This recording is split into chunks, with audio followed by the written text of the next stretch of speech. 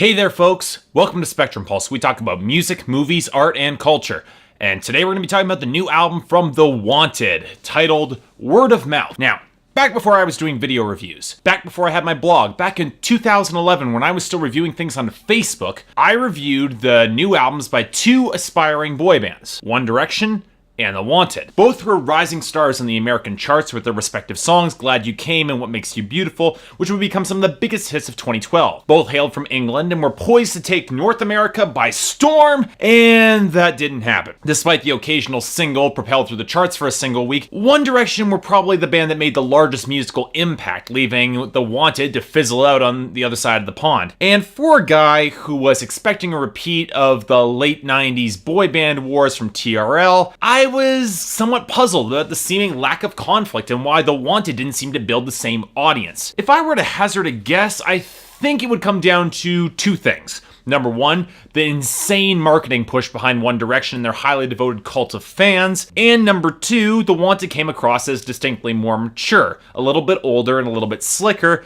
despite the content of their material being roughly analogous to their rivals. And in 2012, with silly teen pop music only getting dumber, sillier, and less mature, The Wanted taking themselves as seriously as they did probably wasn't the best move. It also really didn't help matters that Nathan Sykes, one of their better singers, had to take time off because of throat surgery. Now, thankfully he recovered and was able to sing on Ariana Grande's album, which I reviewed last September, but it couldn't have helped The Wanted's momentum going forward. But now, they're back, finally. And apparently their marketing team continues to hate them, because this week they're facing down the twin challenges of Eminem's The Marshall Mathers LP2, which I've already covered, and Lady Gaga's Art Pop. Compared with One Direction, who have their new release later this month and aren't facing, well, any competition, this doesn't look good for The Wanted. And yet, even despite all that, I won't hesitate to make the argument that I actually like The Wanted more than I like One Direction. Now, that's not saying much. Neither Justin Timberlake at his best or the Backstreet Boys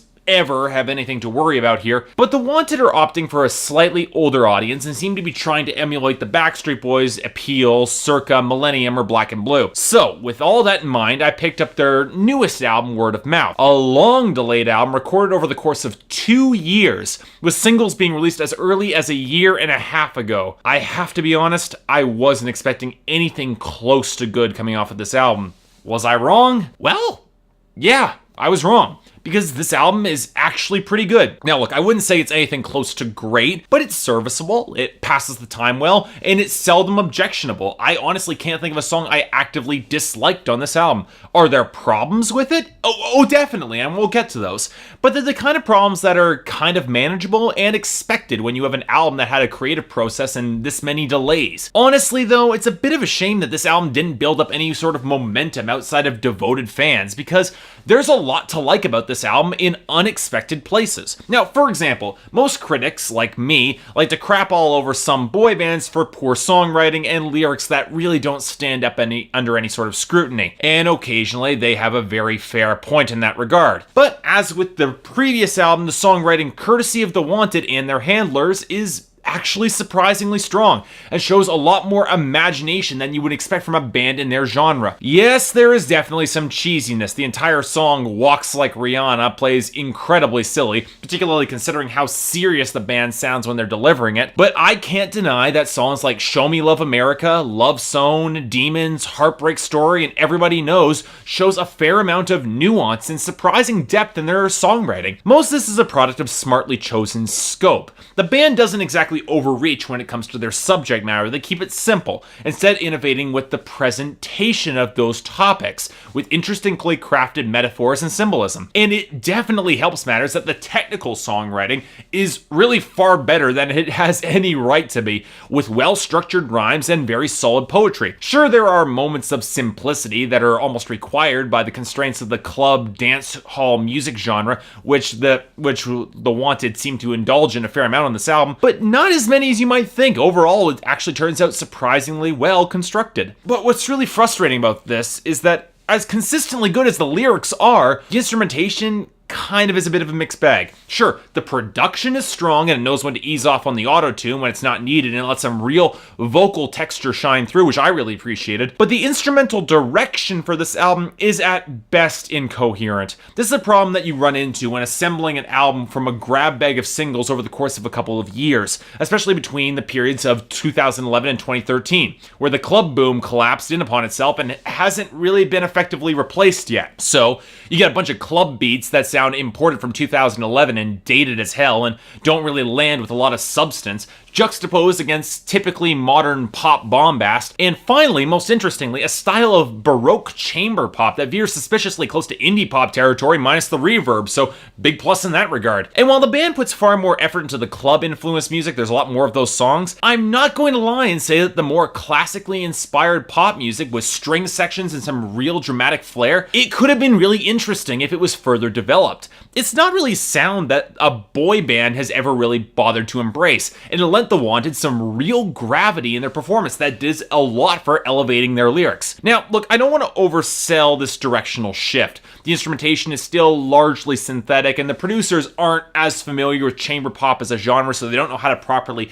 emphasize specific instruments. But you know what? It's definitely worth noting, and I definitely liked it. Now, a bigger problem here is a lack of great instrumental hooks and good solid melody lines. Even if they were simple, they'd be preferable to the homogeneous club beats that aren't really idiosyncratic or unique enough to stick out against the crowd. And this brings us to The Wanted themselves as a band, and here's where we run into some frustrating territory, because in terms of traditional boy bands, they don't have a typical construction, at least in terms of their vocal ranges. Most of them are in the baritone range or lower, and the choice to let some vocal texture shine through does a fair bit to distinguish the boys, which I appreciated. But here's where two big problems come out, even though they are good singers. The first is in vocal dynamics. There's a reason why acts like NSYNC and the Backstreet Boys had a wide range of singers, from baritones in the lower range to high tenors in the upper range, particularly those high tenors that can hit those ridiculous notes. It lended a lot of character to the band, and it gave them a lot of options for good, accessible harmonies. And while the vocal texture is always welcome, to be sure,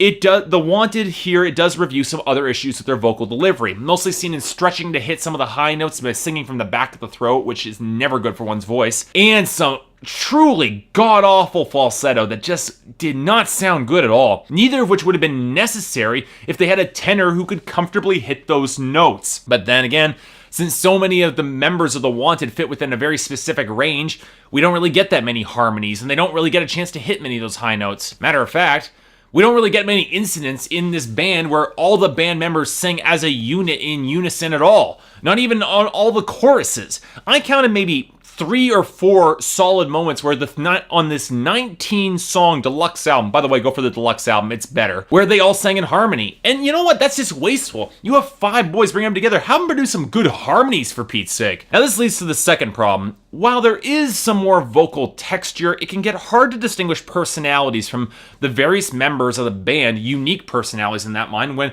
so many of them share the same range and they're all trying to be the cool one. The bigger problem here is a lack of individual personality, and given that the band is trying to play their songs mostly straight, it just sucks some of the levity and some of the energy out of the songs. Say what you will about One Direction, I've got my rant prepared for them when their album comes out, but at least you can tell they're having fun and that they might be able to sing their material with a smile. The Wanted, on the other hand, look, yeah, well, they're mostly convincing when they do try to play it straight, which is saying something for a boy band, but the band and the singers don't really develop distinctive personalities apart from each other, and that really will hurt them in the marketing angle. And coupled with the naturally ephemeral and occasionally forgettable nature of club music that seems designed to strip away the personality of the performer, unless that singer can weather it and step above it and bring together their own unique personality of their own, which these guys don't, it makes the album lose some impact. Now, let me straight. These songs don't become bad. Well, they just don't resonate in the same way that they should. They don't have that special personal touch. But look, Word of Mouth by The Wanted is, I'm happy to say, still a good album that I can recommend. Honestly, it wins a lot of points with me thanks to the very strong songwriting and occasionally great instrumentation. For me, this album feels transitional. It took a while to put together, and it represents a selection of various directions that the band could eventually pursue in the future. And some of them, particularly the Baroque pop direction, could be really interesting, could give the band a sense of instrumental identity that could set them apart from their peers. As it is, I quite like this album, and I'm giving it a 7 out of 10. Look, it's not as good as A World Like This by the Backstreet Boys, but it does show some good potential from the group, and it did surprise me in a good way. So, The Wanted, keep it up, guys. I'm hoping for some good things from you. So yeah, thanks a lot for watching. If you'd like to like and subscribe, I'd be very appreciative of it. If there's anything I might be able to do to improve my presentation, or if there's any other albums you'd like me to take a look at, I'd be more than happy to take a listen. Until then, see you next time.